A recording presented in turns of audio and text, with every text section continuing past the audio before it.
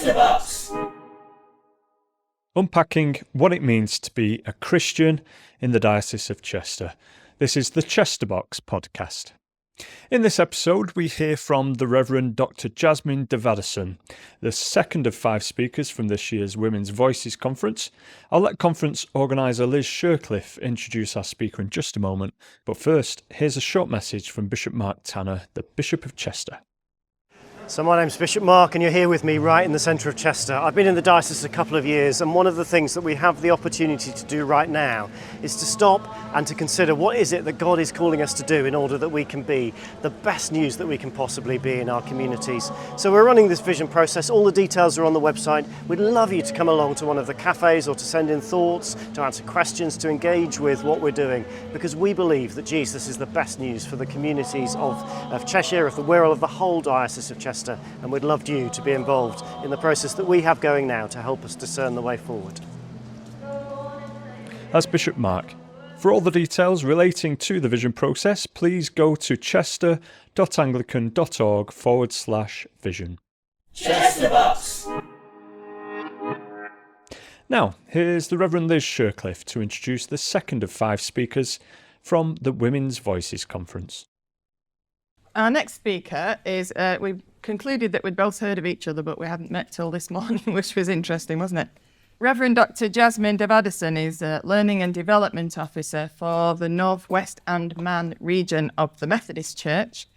She's also on the ministry team at St Catherine's in Heald Green, which is part of our diocese. Her PhD explored the Book of Job from a Dalit woman's perspective, and her academic interests lie in Dalit Feminist liberation theology and hermeneutics and post-colonial hermeneutics. So, Jasmine, welcome. It's great to have you with us.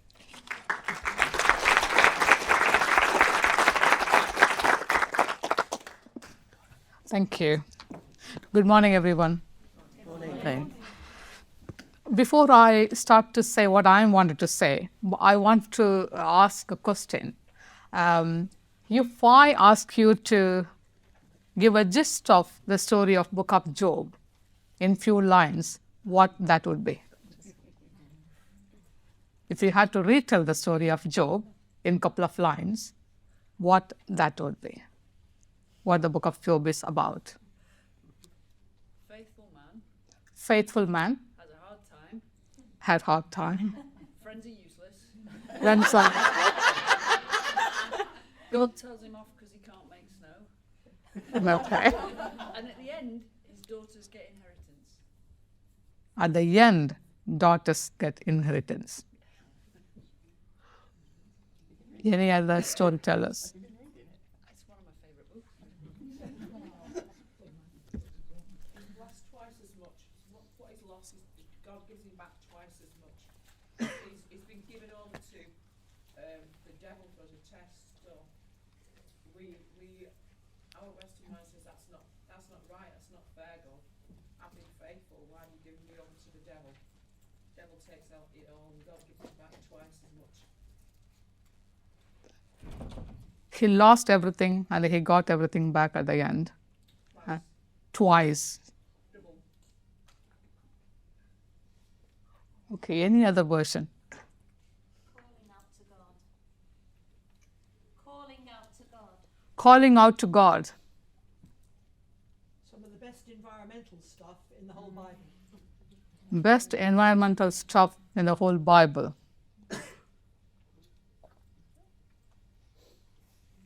Faith in God for who God is, not what God does. Faith in God. Okay, I'll stop there and I will reconnect with the story later in my presentation. There are different ways in which we as an individual read the Bible.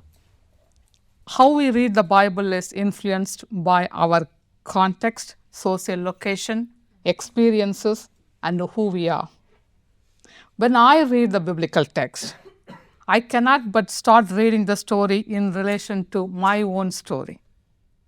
A story as a migrant living in a foreign land, having come to England from its previous colony, India, to start working as a theological teacher, then to pursue my PhD, and later to work in all the ecumenical denominations in this context, helped me to recognize multiple identities within me.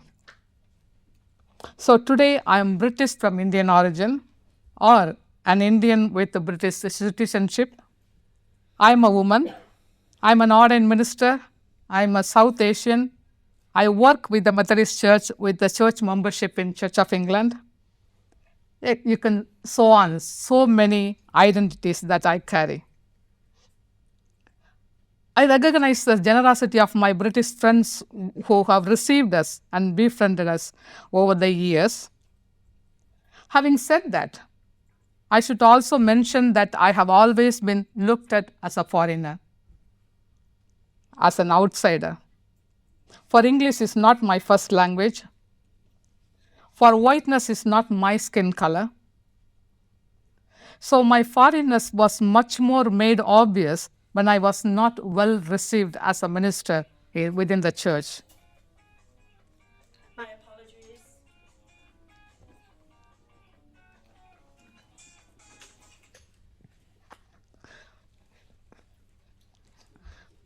So on the whole, I still struggle to understand my identity in this foreign land. For time and again, the current rhetoric of British nationalism reminds me that I am a foreigner who does not meet to the standards of the so-called Britishness. However, being a woman, migrant, British national from Indian and Dalit origin, my faith in Jesus Christ, which carried with us when we moved into this country, strengthens me to resist all forms of all odds in life, providing a spirituality of resistance to any form of domination and discrimination that I face, and helps me to celebrate my multiple identities. So I carry multiple identities with me. So I begin to enter into the biblical story from my story, and recognize the strength and courage of a woman of the Bible. Therefore, there is no single approach we could have a universal framework or universal in nature. Contextual approaches are important to make it relevant to the particular context where readers come from. Why we need contextual approaches, or why we need diverse perspectives to read biblical text? Especially in this context, we need to recognize that Western interpretation of the Bible is not a normative for all Christians across the globe. Christianity is growing such a high rate in other parts of the world, South America, Africa, Asia, and soon the majority of the Christians will be worldwide will not be the white or Western Christians. Not only that, our context is becoming multicultural in nature. Therefore, being aware of cultural appropriateness is important in our interpretations of the Bible. We need to be aware of our own cultural assumptions that affects the way we read the Bible. So we are prepared to hear what other non-Western brothers and sisters have to teach us about the Christian faith and practices. Moreover, the question is about how our cultural and historical context influences our reading of Scripture has a practical and pastoral implications. It is our cultural blind spots keep us from reading the Bible correctly. Then they can also keep us from applying Bible correctly to our context. There are so many interpretations and perspectives that exist. I'll be briefly giving an example of one of the ways in which we could read the Bible, which I find it necessary and a useful way of reading the Bible. So it's one of the ways. That is decolonial reading of the Bible. So given the time limit, I will briefly say something about what I understand as a decolonial reading. There are so many interpretations even about what is colonial and what is decolonial and post-colonial stuff. And at the end, we'll give an example of reading one of the passages from the Bible from that perspective. The decolonial approach is one of resistance, used to criticize all forms of hegemonic power. It challenges political, social, economic, and ideological hierarchies. Decolonizing is not only critiquing all forms of power, but also to deconstruct colonial way of reading the text in order to reconstruct the story or narrative from a perspective of marginalized voices. Within this process of deconstruction, asking right question is an important aspect, such as whose story is this? Who benefits in this story? Who holds the power? And whose voice is heard? The process does not stop with asking right questions and recognizing it, but also to challenge in order to reconstruct it from the voice of the marginalized. One side of the decolonizing is to recover and restore the indigenous culture from the colonial impact from our lives and recover to independence by removing colonial influences that still exist in the colonized people and nation. The other side is to recover the biblical narratives from the colonial influences. We need to acknowledge that the biblical narratives are constructed and it falls within the limit of people who constructed it. In decolonial reading, it is important to ask the question, whose story is about and who is telling the story? That will determine our starting point of reading the text and will decide who should be included, who should not be included in the text. The challenge would be, how do we start telling the history of Israel, for example? For some people, the Exodus event is the starting point. For some, Israel's monarchy will be the starting point. It depends on what you are interested and what you wanted to focus. You could easily connect with the story which Eve started with, Judges 19. And we are coming from a kind of different starting point.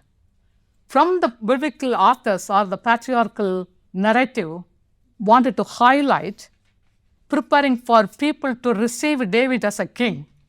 It is a struggle between two tribes. So it's in the men's world and the whole monarchy, they are expecting people to accept one kind of king. At the middle of the story, the woman voice is kind of silenced, but that been used as a trump card to play the hierarchical struggle between the world of men. So when we start to retell the story of Israelites, it is important to see why particular nations dominates and is in control, which will help us to understand how certain biblical story deals with the concept of nationalism. And for example, 1st and 2nd Kings will have a totally different approach to monarchy, and 1st and 2nd Chronicles will have an opposite direction of what the kings are saying. So you will have a contradiction within the Bible itself. So within that reading, how we position the story and privilege some people and leave out others. Therefore, decolonial reading is to critique and to bring or recenter the people who are marginalized, or bring back into the focus of another set of characters, as well as tell the biblical stories from their perspective. Different starting point, different focus, different ways of reading or retelling the biblical story is part of decolonial reading. So in the Hebrew Bible, Israel and Judah were always under colonial power. Start with Egyptians, Assyrians, Babylonians, then Persians, then Greeks, later on in the New Testament time, Romans. First of all, we need to conceptualize the fact that Bible is an imperial product. And it comes from colonial context, and most of the texts were written in favor of ruling class and their practices. Also, Bible has been used by colonizers to justify the colonial action to subjugate people in the colonized countries. Colonial way of reading and the colonial impact in our reading still continues in our current context. Some still continue to read the way of colonizers, and some of us rejected it and trying to provide alternative reading to the text. The other aspect in the process of decolonial reading is a cultural appropriateness of the Bible is important aspect to consider.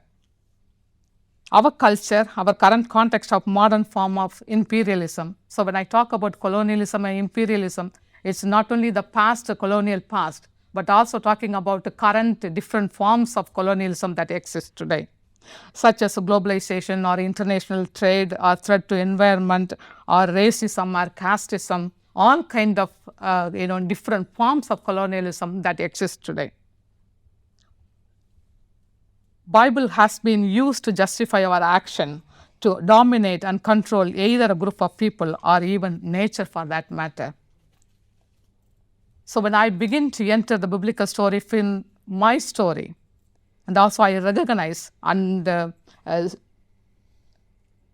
strength and courage of a woman of the Bible. And often I identify with the most marginalized woman in the text. So most of the time there are characters, woman character. When we talk about woman's character in the Bible, we pick up some of the famous characters. And again, we are taking the traditional model of highlighting who has a power in the story. And start to think about the person who is most marginalized in the text. Highlight those voices. And most of the stories in the Bible, either women are silenced or women are given without any identity, like Levite concubine or Jephthah's daughter or Simpson's mother. So they are identified with the male counterpart. No identity. And their voices are silenced. When I try to read biblical story, for example, ancestors narrative, Abraham and Sarah, and immediately our intention is to identify with Sarah. Maybe I will identify myself with Hagar in the story. Hagar's story reflects how women of different race has been oppressed in the society. It is similar to black woman or Dalit woman in Indian context. They are facing threefold oppression in the society. They are oppressed by their own men of the society and also oppressed by the dominant group men and also dominant group women. This particular narrative is an example of oppression in the biblical. So we can start from the beginning of the Bible. Every story when you pick up and when you read, just as a woman, you think about which character you will identify yourself with. The person you are identifying yourself with, if it is not the most marginalized, try to look from the margin. Who is the marginalized in the story? The most marginalized. Bring their voices up.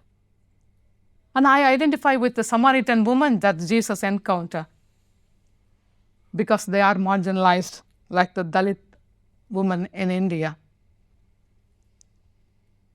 Of course, Book of Ruth is something we are familiar with, and often we think that because it's full of female characters, and we think that's a good book to talk about feminist reading of the Bible. And we often think that's a good story. And some scholars would say that whether it is written by a woman author.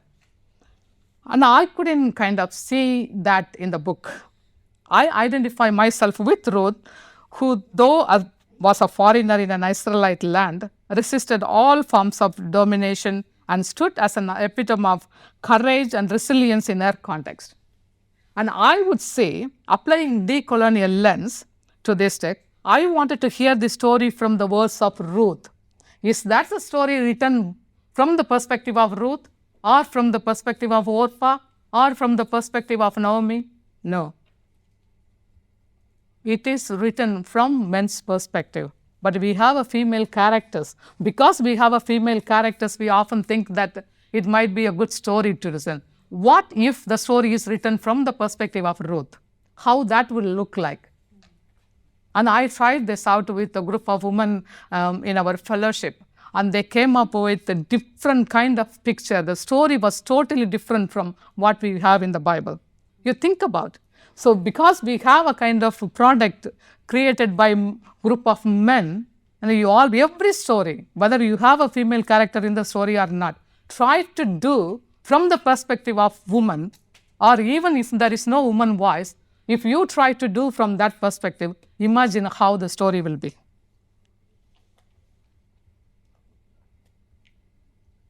Maybe at this point, I'll come to the point of book of Job. We started to, based on the information we have in the Bible, we started to explain what the story is about and why we have that story in the Bible. My PhD thesis was on book of Job, so that might be the reason that I began with the story.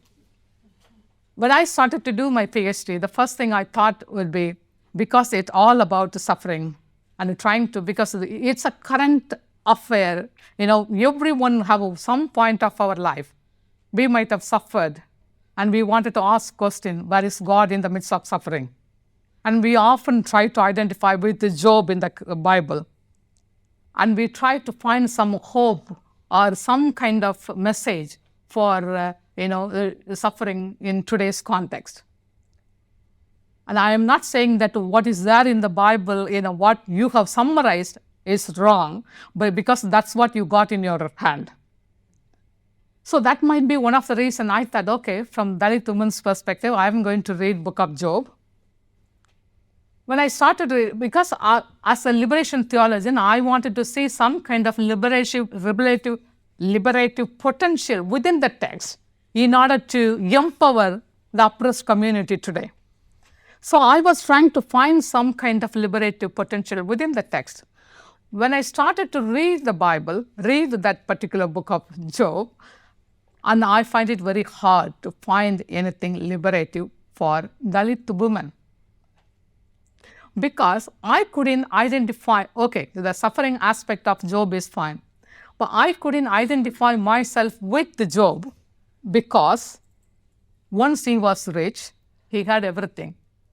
Whereas the Dalit community don't have anything from the beginning. How can I identify with Job?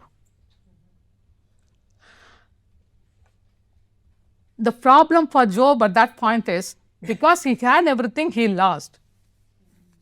So the question is, once you have something and you lost, now the whole worry is about why I have lost, why I suffer. What about the people, those who suffer from their birth? What message and what liberative potential for those people, those who are suffering from the beginning? That one reason that I couldn't kind of identify myself with Job. The second aspect is, where is Job's wife in the whole lot? If he lost everything, she lost everything too. Where is the female version of suffering in this whole story? Then I was trying to find, okay, so now Job's wife's voice is now silenced. Nothing you can hear except a sentence saying that either bless or, bless God and die. And often the interpretation is more of a negative interpretation to portray Job's wife as in a negative light.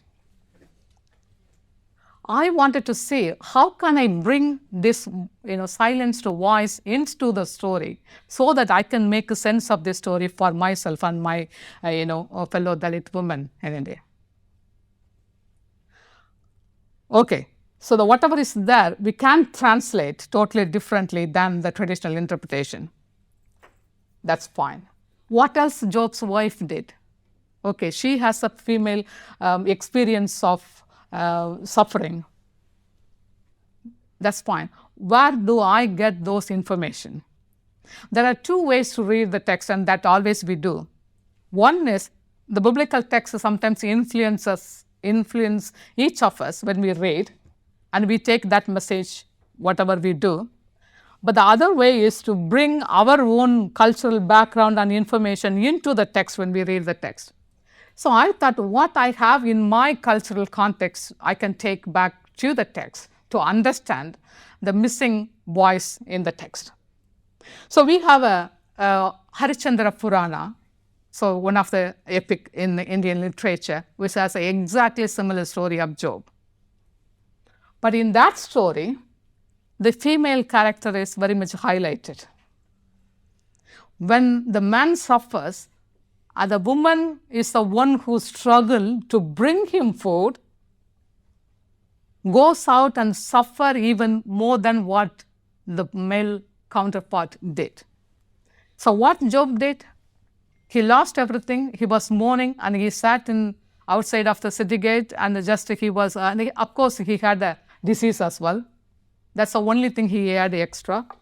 But the whole suffering and the whole extra difficulty the woman counterpart took in order to provide food for Job, in Indian literature, for her husband. Even she has to sell her hair in order to get bread.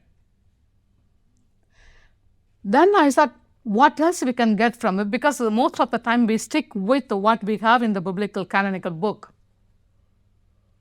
The lexical version of Septuagint version of Bible has a extra information about Job's wife and how much she struggled in order to bring food for Job. And the struggle, how other men mocked her when she go around. So when I saw that, the important aspect is, even though it is silence, the Bible never say about her, what are the ways in which we can bring out, reclaim those voices, those been silenced in the story? And when I read more on that, it's not only Job's wife. Of course, because she was silenced, I wanted to bring out. But again, she had quite a lot.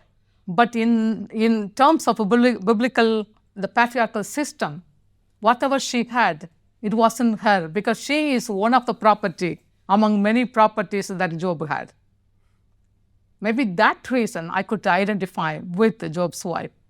The more you read the book of Job, you might have never heard another set of group of people who are even marginalized than this group. If you read chapter 29 in Job, where you see young men mentioned who are already outcast, already marginalized.